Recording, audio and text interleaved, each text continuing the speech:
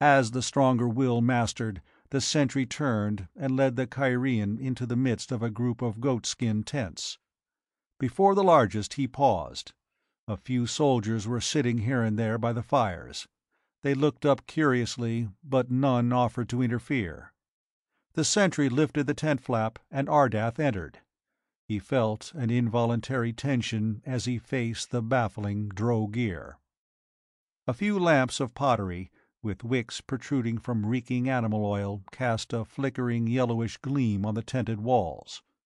There were some beast skins scattered around haphazardly, but nothing more. A man reclined at length on a greasy fur, and he looked up sharply as the intruder entered. Drow-Gear was a giant as huge as Thordred. He wore nothing but a loose robe, which left his shaggy breast bare. His thick black beard was shiny with oil. His long, thick mustache had been twisted into 2 short braids and tied with golden wire. A fur cap covered his head.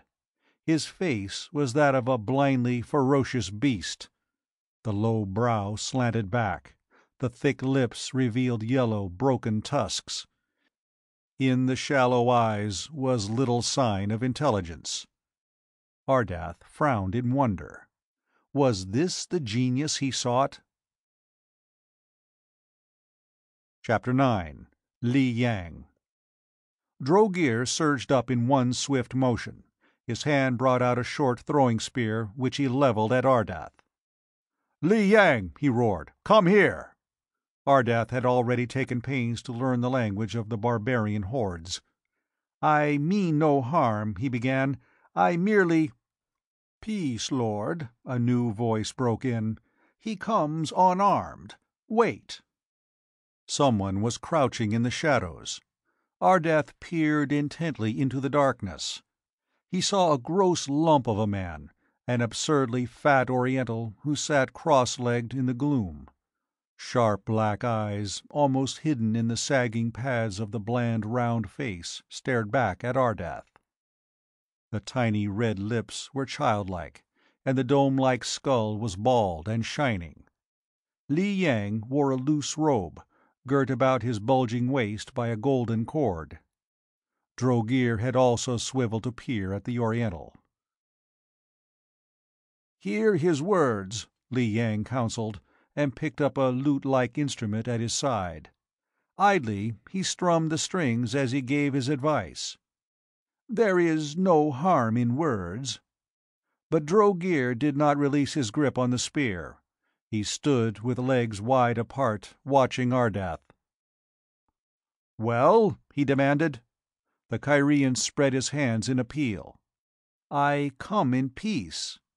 "How did you get through the lines?" "That does not matter. I have a message for you." Drow-Gear growled a savage threat deep in his throat.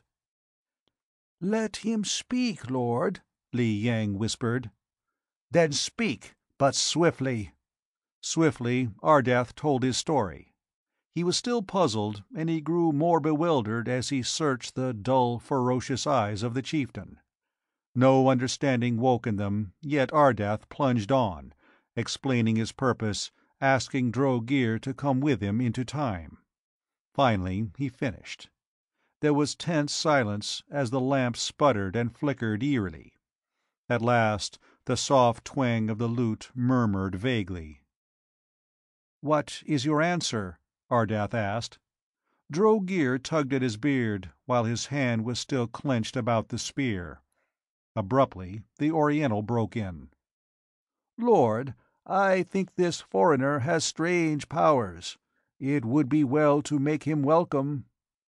The Oriental heaved to his feet, a flabby behemoth from the furs, and the pudgy hand made a swift motion to Drow-Gear. The chieftain hesitated, then his face broke into a wolfish grin. "Good. We are not enemies, you and I. Break bread with me." Li Yang shuffled ponderously forward, thrust a cake of mealy, unleavened bread into Drow-Gear's paw. The chieftain broke the cake into halves and handed Ardath one, stuffing the other into his capacious mouth. The crumbs that fell were caught in his filthy beard. Warily, the Kyrian ate. Something was amiss here, though what it was he did not know.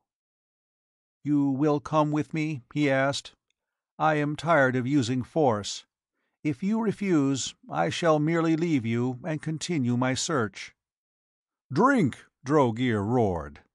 He seized a hollowed horn from Li Yang and thrust it at Ardath. The Oriental gave Drogear another cup. The wine was hotly spiced and steaming. "In friendship, drink!" The barbarian chief lifted the horn to his lips and drained it. Ardath followed his example. Slowly he lowered the cup. Li Yang was back in his corner, strumming at the lute. His voice rose in a monotonous Oriental song. "All men see the petals of the rose drift down, the jasmine fades, the lotus passes." Drogear stood motionless. Abruptly his huge hand tightened on the drinking horn, and it shattered. His hair-fringed mouth gaped open in agony. Only a choking snarl rasped out. "But no man sees his own doom in the falling of the rose." The chieftain's body arched back. He clawed at his throat, his contorted face blindly upturned. Then he crashed down as a tree falls, and lay silent on a dirty bear fur. A single shudder shook the gross form before Drogear was utterly still. Ardath caught his breath. His glance probed the Oriental's sharp black eyes as Li Yang stood up hurriedly. "We must go before Drogear's body is found. Most of the men are in a drunken stupor, as always after a victory. Hurry!" "Wait," Ardath protested. "I do not understand." The Oriental's bland face was immobile, but his black eyes twinkled with malicious amusement. "Drogear signaled me to give you the poisoned cup. I gave him the deadly wine instead. Listen, Ardath, that is your name, I think. Your words were not for this barbarian chief. Ever since Drogear captured me, years ago, I have served him with my wisdom. He spared me because I gave him good counsel." Ardath's eyes widened, startled by the simple explanation. Li Yang had been the power behind Drogear's throne. The Oriental was the genius who had inspired the invader. "I am tired of being a slave," said Li Yang frankly. "Eventually, Drogear would have doubted my wisdom and would have slain me. Also, I do not like this savage world. Let me go with you, Ardath, into the future." He glanced at the grease-stained furs. "Where, at least, there may be more comfortable couches." Involuntarily, Ardath's solemn face relaxed in a gentle smile. He could not help liking this blandly frank Oriental, who played soft music with one hand while he administered poison with the other.